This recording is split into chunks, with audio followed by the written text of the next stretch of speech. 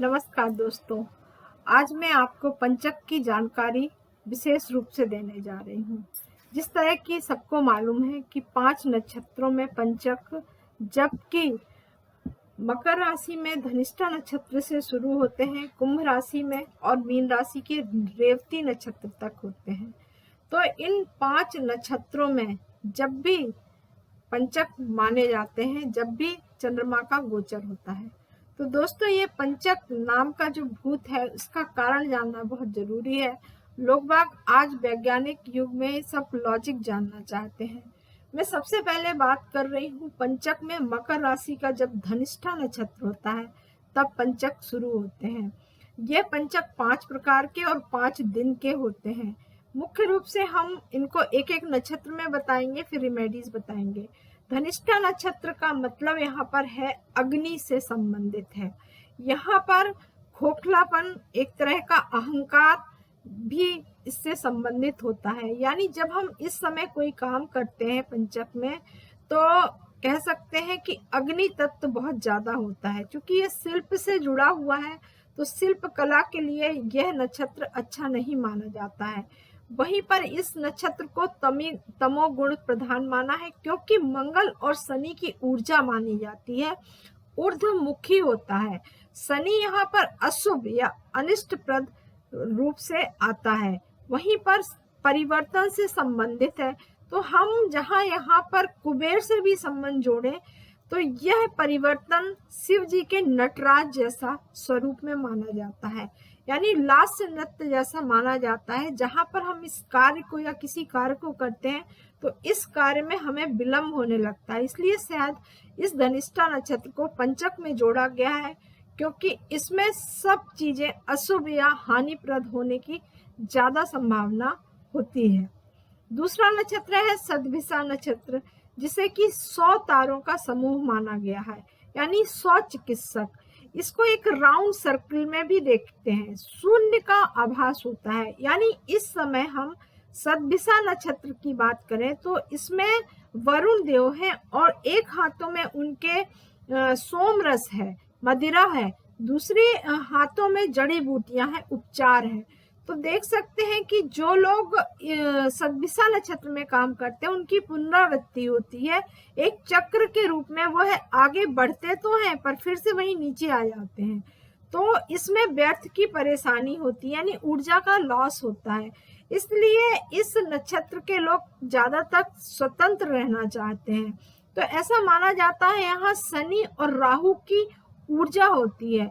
तो ये दोनों ऊर्जा व्यक्ति को उदास भी देती है, अवसाद भी देती है। तो इस तरह से ज्यादातर इस नक्षत्र में चिकित्सा से संबंधित काम तो कर सकते हैं, वरुण बाकी काम करने से हमको दिक्कत होगी, क्योंकि यह भी ऊर्ध्वमुखी है।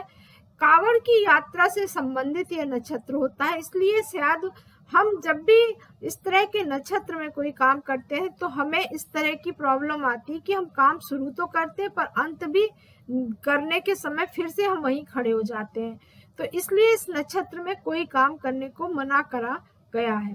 वहीं पर तीसरा नक्षत्र आता है पूर्वा भाद्रपद का। पूर्वा भाद्रपद का भाद्र से जुड़ा है। भाद्र मीन्स इसको हम भद्रा से भी मान सकते हैं या महानिद्रा से मान सकते हैं। इसका जो इंडिकेट्स होता है वो तलवार होती है, क्रूर नक्षत्र है।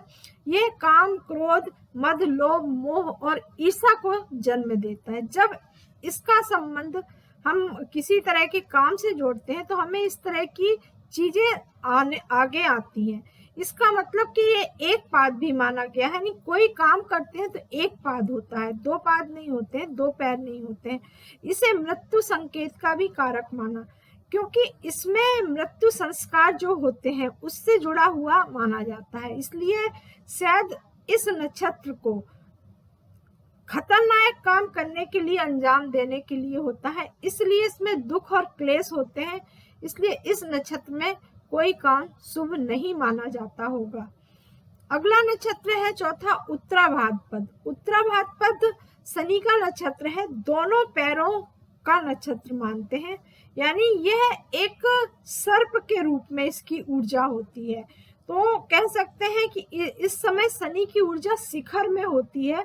ये नागलोक को बताता है, या नागलोक के जो बिल होते हैं, मतलब हम कह सकते हैं शेष नाग के रूप में इसको माना जाता है। इसलिए इस समय जो भी कार्य होंगे, चूंकि ये तमोगुणी है और ये विध्वंसकारी नक्षत्र माना जाता है, ऊर्ध्वमुख होने के साथ साथ फाइट करने वाला, आक्रमण करने वाला, मतलब आपका श्रम व्यर्थ जाएगा।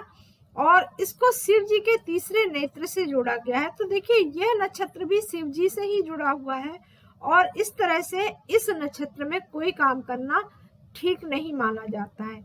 आखिरी नक्षत्र है रेवती नक्षत्र। रेवती नक्षत्र को मोक्ष का कारक माना गया है वहीं पे, क्योंकि किसी चीज का प्रलय होना ये रेवती नक्षत्र में आता है। क्योंकि ये मूल नक्षत्र भी होता है, साथ ही साथ ऐसे में कोई काम करते हैं तो दुविधा होती है, भटकाव होता है, शूद्र जाति का माना जाता है। साथ ही साथ हम कह सकते हैं कि क्रूर नक्षत्र होने के साथ साथ हठी भी है, जिद्दी है।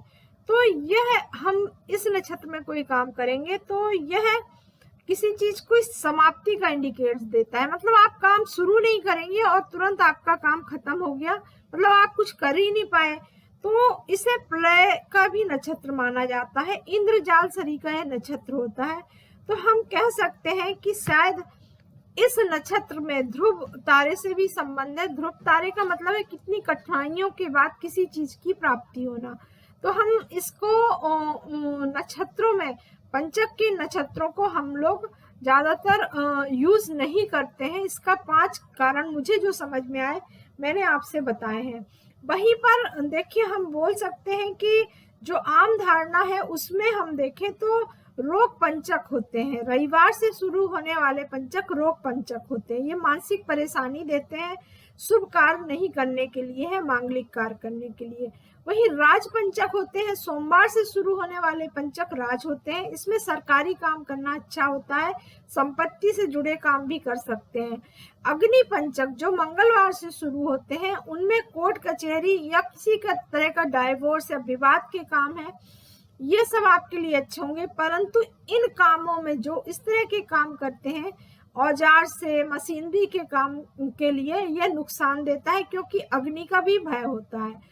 मृत्यु पंचक शनिवार से शुरू माने जाते हैं, मतलब इसका मतलब है कि यह जोखिम भरे काम इसमें नहीं करना है, चोट, विवाद, दुर्घटना होने के संकेत होते हैं। आखिरी है चोर पंचक। अगर शुक्रवार के दिन पंचक शुरू होते हैं तो उसे हम बोलते हैं चोर पंचक, क्योंकि कोई सौदा करेंगे, कोई सौदा, व्यापार, लेन देन करेंगे तो यह धन की हानि के संकेत देता है। इस तरह से पंचक में हम जो काम नहीं करना है, इसके अलावा बुधवार और गुरुवार को होने वाले पंचक उतने प्रभावशाली नहीं होते हैं, इसलिए इनमें कुछ शुभ काम कर सकते हैं। बस इस तरह के पंचक में मान लीजिए चरपाई बनवाना है या लकड़ी का सामान खरीदना है तो हमको अवॉइड करना चाहिए, या फिर गणेश जी के पूजा करके हमें कुछ चीज जरूरी है कर सकते हैं, पर खास तौर से लकड़ी के काम नहीं करें। धनिष्ठा नक्षत्र हो जब, तब हम कहते हैं कि घास, लकड़ी का सामान भी एकत्र नहीं करना चाहिए। वहीं पर दक्षिण दिशा की यात्रा को यम की दिशा मानी गई, इस समय यात्रा नहीं करें क्योंकि यह मृत्यु से जुड़ा होता है। पंचक के दौरान अगर रेवती नक्षत्र हो तो धन हानि होती है, घर में क्लेश होते हैं, इसलिए छत वगैरह नहीं बनवाना चाहिए।